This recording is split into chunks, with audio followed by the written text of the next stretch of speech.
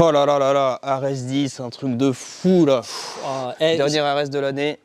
Ouais. Moi j'ai qu'une envie, c'est de débriefer cette Ares.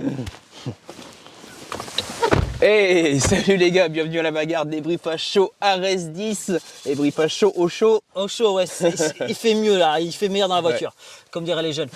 Mais avant, n'oubliez pas d'aller regarder aussi le débrief qu'on a fait Exactement, on met le lien en haut là. avec Damien sur son combat avec Amine, où il nous dit qu'il n'y aura pas de trilogie. Et d'ailleurs, il me semble qu'Amine non plus n'en veut pas. Exactement. Alors, allez regarder la vidéo si ce n'est pas le cas. Si vous l'avez pas déjà vu. Si vous l'avez pas déjà vu, Effectivement. on vous Il y a explique deux pourquoi. parties, en long, en large, en travers. Bon, vas-y. Parlons d'Ares 10, faisons le débrief. C'était l'affiche Michael Lebouc, Karl Amoussou, le dernière affiche de l'année pour Ares 10. Les légendes. Les légendes. Dieu MMA français, effectivement. Karl Amoussou, grosse carrière, 17 ans de carrière, il a combattu au 100% fight, au Bellator, au Cage Warrior. Un monsieur. Et que dire de Michael? Michael, je crois qu'il a combattu partout. UFC, M1, je sais pas, partout. partout. Vas-y, on va faire simple, partout. Et comme il disait, mettez du respect sur leur nom parce qu'effectivement, ils ont ouvert une vraie guerre. Bon, ça s'est un peu chicoté sur les réseaux sociaux. Michael, on sait qu'il a pas sa langue dans sa poche. Ouais, mais c'était le game. Et voilà, il manie très bien les réseaux, Michael. Il sait comment on fait. Un peu moins Karl, il est moins dans les réseaux sociaux. Il l'a dit en conférence de presse. Un truc est sûr. Alors, sur le combat. C'est que ces deux garçons-là, en tout cas, se respectent énormément. On l'a vu. Et c'est. D'ailleurs, il le disait, Karl, en conférence, il n'a jamais vu ça. Il a checké son adversaire au début du troisième round pour se faire une vraie guerre. Et franchement, les mecs, respect. Mais énormément de respect entre eux. Et surtout à Karl, parce qu'il revenait d'une grosse défaite quand même contre Abdul. Où voilà, c'était vraiment dur, coup de coude. Il a fini un grand pound. Donc revenir après ça, reprendre l'entraînement, je pense que c'est quand même difficile. Et Michael Lebouc, on le rappelle, il n'avait pas combattu depuis 2 ans. Donc reprendre l'entraînement, il sait qu'il travaille à côté, se remotiver. Et puis prendre Karl, c'est quand même quelqu'un de. Et prendre Karl. De très lourd, quoi. Très lourd, qui frappe fort. Et justement, sur ce combat, il a commencé en position de contreur, je trouve, Karl. Bras très bas, tout de suite pas de garde. Et vraiment, je pense qu'il cherchait le coup dur. Karl le striker emmène Michael au sol. Et déjà celle-là. Exactement. Et même Michael a été surpris pour le coup de la stratégie. C'est une bonne stratégie parce qu'effectivement, Karl, on le connaît pour sa force sur les balayages, sur le judo, sur les amenés au sol comme ça. Moins sur le double leg. Ouais. Très bien réussi d'ailleurs. Ouais. Mais après, je trouve que Michael, il a bien contrôlé au sol. Il n'a pas paniqué. Et on voit que la MK Team, ça a bossé le sol. Il est serein. Et j'ai aimé, c'est qu'il ne ferme pas la garde au sol. Il laisse la garde ouverte et il contrôle en fait les jambes. Et du coup, ça empêche Karl de frapper très fort et d'appuyer ses coups. Et donc, du coup, c'est des coups qui portent pas beaucoup. Et du coup, après, derrière, il travaillait. Il donnait des petits coups. Enfin, voilà, je pense que 2 rounds sûrs, il prend. Après, est-ce qu'il prend les 3 rounds? Je sais pas, je pense qu'il y a un juge ou 2 qui lui a donné les 3 rounds. Après, moi, l'autre côté qui m'a frustré un peu dans ce combat, parce qu'il y a un petit côté qui m'a frustré, c'est sur le 3e round. C'est qu'à la fin, j'en veux encore. Parce que quand tu vois le premier round, tu vois le deuxième, et finalement, c'est le 3e round qui nous a vraiment. Où ils se sont lâchés. Moi, je pense que ils nous ont mis, ils sont tout donnés. T'as l'impression qu'ils ont gardé un peu comme en boxe taille. Limite, tu vois, le premier round, c'est observation. Après, tenir le rythme du 3e round sur les 3 rounds, je pense que c'est compliqué. Bien entendu, non, mais là, je suis taquin. Mais c'est vrai que le 3e round était tellement beau que derrière, t'as envie encore que ça dure encore un peu. Quoi. Pas de KO, belle victoire, mais je pense que Michael demain est la jambe qui va piquer parce qu'il a pris des sacrés low kicks. On était dans la salle et on les entendait claquer. Pour Karl aussi, mais des deux côtés, ça renvoyait les low kicks, ça renvoyait middle. Pour le côté, il n'y a rien à dire. Et spéciale dédicace au papa Karl parce qu'il est venu avec sa petite. Il a combattu devant sa fille. Et ça, un grand respect, etc. Il voulait absolument qu'elle ait la chance de le voir combattre tant qu'il peut combattre. Donc voilà. Quid de leur avenir? Nous, en tout cas, on a envie de les voir combattre encore. Espérons que ce soit pas le dernier. disait que c'était un de ses derniers combats, donc peut-être 1 ou 2 combats encore. Et puis Michael, faut qu'il retrouve la motivation, qu'il me disait. Mais il va retrouver la motivation, on n'en doute pas. Vas-y, enchaînons sur les autres combats de la soirée. Yes. On a eu juste avant. Mustafa contre Demarte Peña. Allez, Alors là, pareil. Une ambiance de dingue. Tout le monde était derrière Mustafa. Je pense qu'il a la plus grosse fanbase de la soirée. Du Mustafa, on n'entendait que ça dans la salle. C'est ça. Il y avait 3000 personnes qui criaient son nom, qui le poussaient, qui était un peu frustré du fait que ça aille au sol très vite. dès le premier round. Après, il n'a pas arrêté d'avancer, effectivement, et comme il disait lui-même, il a du mal à se mettre dans le combat. Alors, moi, je ne sais pas si c'était une position d'attente par rapport au sol ou c'était vraiment la pression que mettait Demart sur lui. Mais c'est vrai qu'il a eu du mal, enfin, il se faisait vraiment dominer au sol. Il était dominé au sol. Après, Demart, on voit une différence de musculature. Hein. Il est beaucoup plus puissant. Oui, mais je pense que ça ne fait pas tout. Enfin, avec la technique, je pense que Mustafa, il bosse le sol comme n'importe quel combattant de MMA. Et là, on a vu qu'il était dans la demi-garde, il s'est même fait prendre la montée assez facilement. À la fin du premier round, il était en danger sur un anaconda. Il a réussi à s'en sortir avec le soutien du public, ça c'était énorme pour le décompte. Oui, il était à l'aise, on le voyait, il était à l'aise. Il était à l'aise et il ne se sentait pas en danger. Et, voilà. Après, Mustafa, il faisait rien pour... Mais moi, je sais pas, moi j'ai eu l'impression qu'il a subi la pression, comme tu disais, et que le fait qu'il soit plus puissant en face, Peña, ça a gêné. En tout cas, c'est l'impression que j'ai eue. Je l'ai senti plus libéré en effet au troisième round, mais après le troisième round, il y a eu beaucoup plus de striking aussi. Donc, oui, mais c'était ça sa force, et je pense qu'il aurait dû rester là-dessus, sur son striking, et pas, comme on disait dans le combat, casser la distance, aller vers lui, et voilà, il est descendu. Ce qui permettait à chaque fois en face de venir chercher la lutte. Exactement. Et de l'emmener au sol à plusieurs reprises. Et puis il a fatigué vachement, je pense, sur la lutte, sur les 2 premiers rounds, et même lui s'est fatigué. Oui, même lui s'est fatigué. Donc, après, ce qu'on peut se dire, c'est que c'est un combat en effet en 3 rounds, c'était prévu en 3 rounds, mais en 5 rounds. Ouais, mais tu peux pas dire mais en 5 rounds. En effet. Non, mais ça veut dire après, que concrètement, c'est-à-dire que Mustafa est préparé. C'est voilà. Ah oui. Il te dit déjà. Il était en forme, prêt, il est pas de prêt, dégâts, il est mais prêt. un combat, faut rentrer dedans directement. C'est ça. Je pense que c'est ça qui lui a manqué. Il y a un côté diesel là qui n'a pas. Mais au-delà de ça, je pense qu'il aurait pu avoir le dessus en striking largement. Mais il était au-dessus en striking. Pour moi, il est au-dessus au striking. Il est au-dessus en striking, mais du sol. ça s'est passé au sol. Ça s'est passé au sol. Ouais. Bon. Vivement en tout cas. Ares 20. Déjà, Ares 11 le 20 janvier, espérons-le. Il a dit qu'il était prêt, Ares 11 ou Ares 12. Voilà. Mais très vite. Exactement. On a un autre combat aussi, juste un peu avant, qui concernait également, dis-moi, je crois que c'était un Français, je sais plus. Karilev contre Ewen. Il se fait tard. Ewen, ouais. Moi, je connaissais pas cet écossais. Écossais. Ouais. Je ne connaissais pas. Super bon cadrage, super bon striking. Il n'a pas laissé respirer, je pense que. Il m'a bluffé parce que. C'était efficace, propre et efficace. En face, on sait qui il est, on connaît le potentiel dans notre français.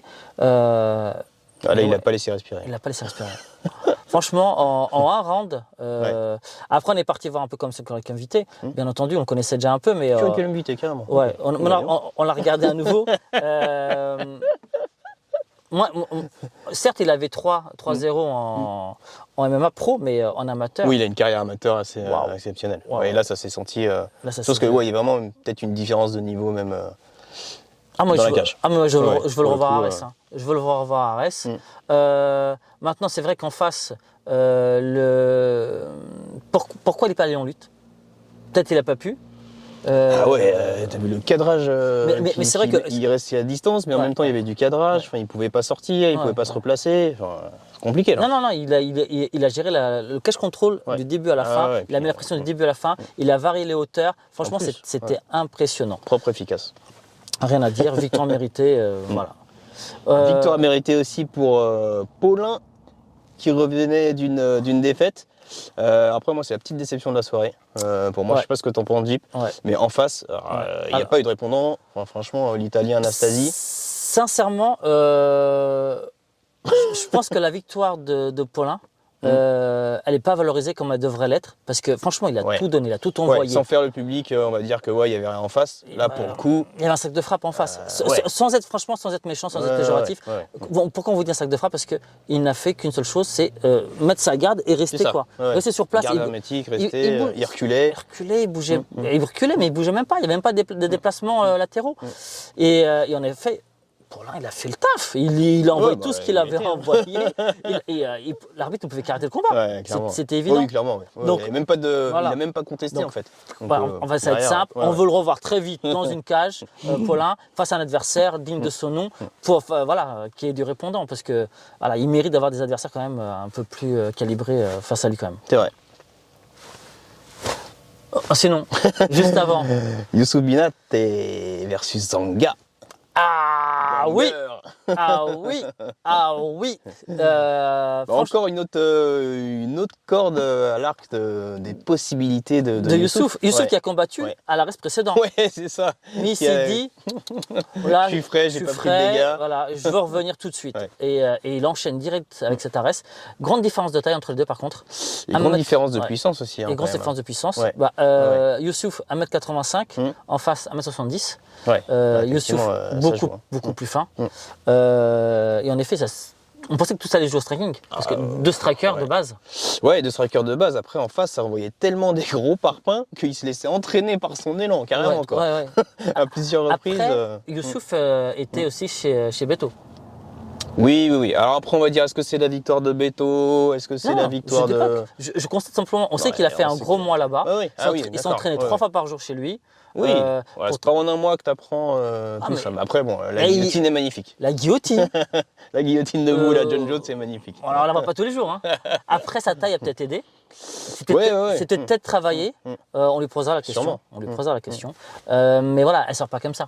Donc, après, il faut absorber quand même la puissance qu'il y avait en face, quoi. De toute façon, il a fait le job. On a ses push kicks, il les a très bien placés comme d'habitude. Et puis, c'est vrai qu'il y a eu un volume de coups impressionnant. Sur ce combat, moi, ce qui m'a impressionné, c'est le volume de coups. Round.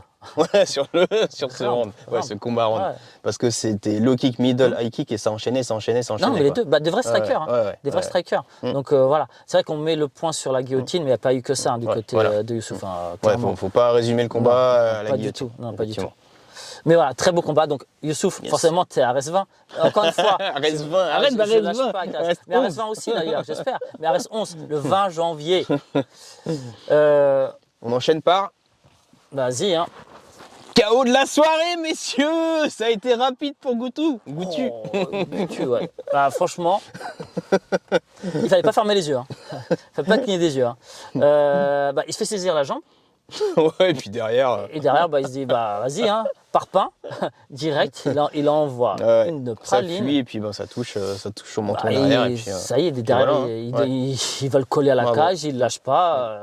Il le finit, quoi. L'arbitre est obligé d'arrêter le combat. De toute façon, le combat est fini. C'est ça. Donc, c'est des gens des combattants qu'on a envie de revoir quand même, qui s'expriment un peu plus dans la cage parce qu'effectivement, c'est super pour le combat. Forcément, on ne le connaissait pas avant. Et du coup, on a envie de revoir. Très puissant et envie de le revoir. Et si à chaque fois il nous fait des KO de la soirée, on est bon. Azamat contre ton ami brésilien. Brandao. Deuxième petite déception de la soirée. Ça s'annonçait bien. Le Brésilien a pris un coup de coude, il s'est fait ouvrir. Ça s'annonçait bien. Le cuir chevelu. Oh, t'es gentil. Moi j'ai l'impression que le Brésilien était encore en jet lag. Tu vas me dire ça à chaque Brésilien. Non mais voilà, je pense que le coup de coude qu'il a pris et l'ouverture qu'il a pris, je pense que ça le sort du combat et après il est jamais revenu, quoi. En face c'est un monstre. Hein. Et pourtant ça a duré 3 rounds. Oui. Ça a duré 3 rounds. Parce qu'en face, il ne faut pas oublier qu'il a perdu en 5 rounds la dernière fois contre Ravelsi, qui est le champion de la KT d'Ares, etc. Donc c'est pas n'importe qui non plus en face. D'accord. Mais très puissant, il l'a collé direct, il l'a emmené au sol et il lui a mis des coups de coude au premier round, il lui a mis des coups de coude au deuxième round, il lui a mis des coups de coude pendant tout le combat. Puis ça s'est terminé sur des coups de coude. Et ça s'est terminé par les coups de coude. Donc voilà, il l'a ouvert, il s'est mis partout. Mais même, j'avais comme l'impression quand même que le Brésilien n'était pas parmi nous. Ouais, c'est vrai. Après, je pense qu'un coup de coude, les coups de coude comme ça, je pense que ça te sort n'importe qui d'un combat, même le plus vaillant des combattants. Après, il n'y a pas de suspense. En effet. Allez, on enchaîne par El Fenomeno. Yacine Haddad. Qui a combattu contre Abouyev. Ouais, Abouyev, ouais. Waouh. On donnait pas cher de lui au premier round, à la fin du premier round. Ouais. On croyait. On s'est dit. On croyait, ouais. Il va se fatiguer. Non. Il va avoir du mal à casser la distance. Mais il est beaucoup plus petit, 1m70. Son adversaire, il faisait au moins 1m80 plus. Il y avait une vraie défense de taille. Mais Yacine. Il y était avec le cœur. Oh là là. Là, on a compris pourquoi El Fenomeno. Il a réveillé le public. Les low kicks qui claquaient. Je crois que même à l'extérieur du palais, on devait les entendre. Il y a des gens qui ont entendu. Je pense. Et franchement, ils ont mené une guerre, les deux. Ouais. Les deux, c'était un combat de bonhomme. Parce qu'à un moment donné, c'est à toi, à moi, à toi, à moi, à toi, à moi. Bon, Yacine était plus puissant, donc forcément, il l'a emmené là-dedans. Je pense qu'après son adversaire, Abouyev, il a laissé passer le premier round. Je pense qu'il avait l'occasion. S'il accélérait, après, je ne sais pas s'il s'il aurait pu vraiment accélérer et le finir, parce que je pense que... Sur le décis, bien sûr. On a vu que Yacine, c'est un gars quand même très très très solide et très dur à faire tomber. Et très dur à garder au sol d'ailleurs. Il y a eu un passage dominant sur le premier round. Ouais. Après, sur les deux autres, il s'est fait manger. Hein. Il est revenu avec le cœur et elle phénoménal. Franchement, c'est un garçon. Et d'ailleurs, le public, hein, il s'est pas trompé. C'était il a kiffé et on a tous kiffé. Hein, et on a envie de te revoir. Franchement, tu nous as régalé. Et tes low kicks, personne ne va les prendre. Ni d'ailleurs quelques patates qui sont bien passées. Il y a eu des crochets. Un truc de dingue. Et autre chose que tu veux pas prendre, c'est l'omoplata de Monsieur Seich. Un mec qui vient à la pesée en kimono, moi je l'ai dit, hein. Alors, faut toujours se méfier d'un mec qui vient à la pesée en kimono. Franchement, alors voilà, on va pas se mentir, moi c'est mon avis. Hein. Moi je vais battre Gagné avant. Ce garçon m'impressionne. Je pense qu'il a encore beaucoup de choses à nous montrer. Parce que tu sais pas où il s'entraîne, Seich. Non, mais je sais où ils sont en train de nous le dire. Mais là, il y avait Franck Miron, lui, et c'est pas possible. Non, mais il y avait Strike MMA Factory, il s'entraîne au sol avec François Laurent de Infinity. Et effectivement, il était très bien préparé. Et à la décharge de Badr, une fois que tu es pris dans une omoplata comme ça, en plus, il était contre le grillage, il a réussi à l'amener contre le grillage.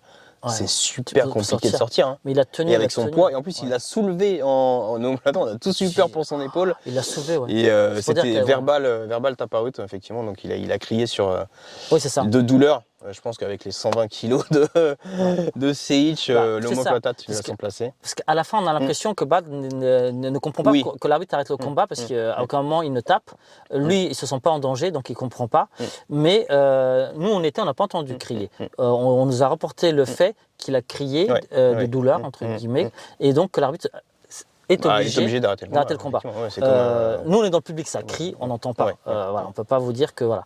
C'est vrai qu'on était étonnés sur l'arrêt, on s'est dit est-ce qu'il y a quelque chose, est-ce que ça s'est déboîté ou quoi que ce soit. Parce que quand on a un mec de 120 kg sur ton épaule... Ça, on peut le comprendre en tout cas. Ouais, c'est clair. Mais ouais. Alors, est-ce qu'il faut suivre Seich? Oui. Est-ce que sauf Badr, oui, bien sûr. Mais Badr va revenir. Badr va revenir. Il va revenir. Je pense que ça arrive. Hein. Et on t'attend pour le débrief. On va te poser plein de questions. Ouais, parce que voilà, nous on sait que ton ascension est pour nous. Et Seich, on va continuer de suivre. Ouais. Il avait battu la dernière fois à Arès, il avait gagné son combat la dernière fois à Arès. Oui. Donc ouais, garçon à suivre. Ouais, bien sûr, clairement. Ah, un petit gars qui nous a fait plaisir. Abou. Oh Abou, c'était expéditif. Ah oui.